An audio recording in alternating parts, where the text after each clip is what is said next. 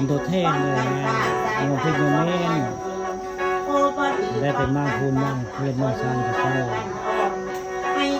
ที่จะได้กล่าวว่ามีผู้มีสิน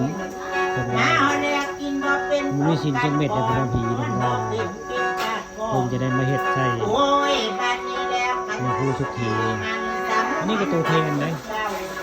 ตัวแทนในผู้สุขีมันมาโดยมาโยมมาเป็นตัวแทนมาก้มมากราบขอโทษขออภัยได้ร่วมรับ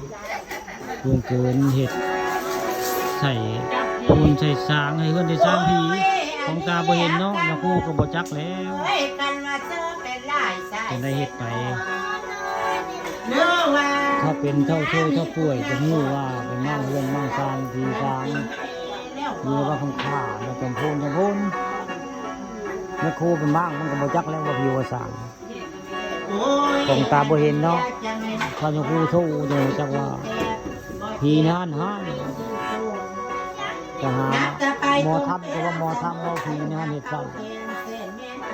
เป็นคันเป็นห้อนกระโตเนาะเป็นติ๊กกระโตหมอทับก็ยังว่าคือเดียวนี่มาหาหมอเย้าบ้านหมอเย้าคือไม่ได้มาเจอทางพ่อเป็นกาแฟแต่ว่าคือเดียวนั้น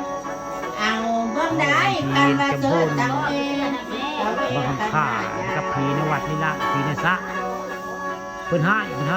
จะให้อย่างโอ้ยกันมาลีในตีส่งกันมาส่งในตีตามมียาเสียงคงสลับเสียงลำนี่ไม่ได้เป็นมรดาตะมรดาเนี่ยไม่ได้เสียงลำเป็นสลิปกันมาแก้เป็นสเลปกันมา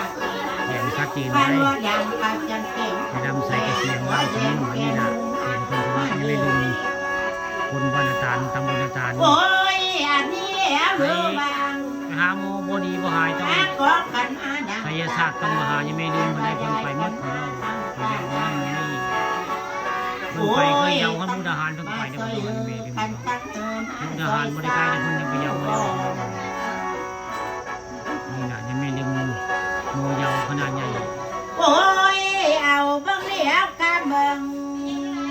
คนบริการไปว่าเป็นจังสี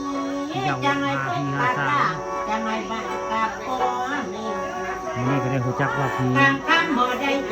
จำพูนเฮ็ดยังกุเล่ผีซะวัดพระพุทธศาสนาจารย์ให้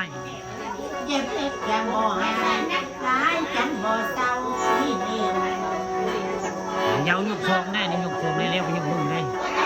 นี่คือโอ้ยเอาบ้างได้จะมาเป็นผู้ให้เอาเป็นเป่าให้ป้าเป็นเป่าซองยกซองโอ้ยบ้านนี้แหละสองมือพอกะห้าสามไปปีบ้านโจมาให้เบิ่งเรื่องยาวอยู่คู่เล่โอยูดีนี่ในร่างกายว่าไงแม่เขายาวเนี่ยบ้านนี้แล้วพามาต่างจังหวัดต่างเจ้า